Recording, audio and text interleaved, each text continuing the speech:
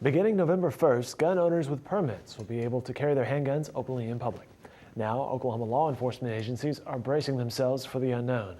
The Oklahoma City Police Department recently held a training class for officers and dispatchers on the intricacies of the new law. They also discussed what to expect when handguns in public become the norm. Our primary focus is to make sure both the police officers and our dispatch personnel are aware of the changes in the law. And then, of course, we want to get the word out to the public that the law is changing. And it will depend, probably a great deal on how many people decide to do it and then what the public's reaction is to it when people do carry a firearm openly. And I think that's hard to predict.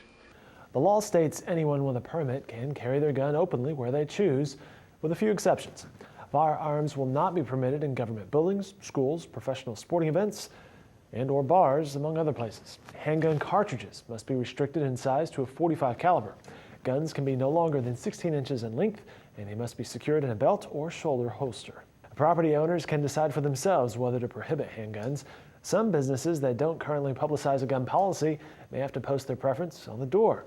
Oklahoma gun carriers must respect the prerogative of an individual business. Customers bringing concealed, we're not too concerned with it. If they are carrying concealed, then they're licensed, they've gone through the background checks and all that, so it's not really a big concern to us.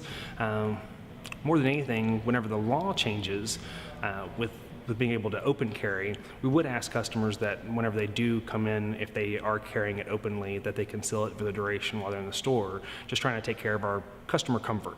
Basically, my concern with the law is, while I agree with being able to carry a weapon in public and stuff, I am concerned with the public as far as them using common sense with the matter.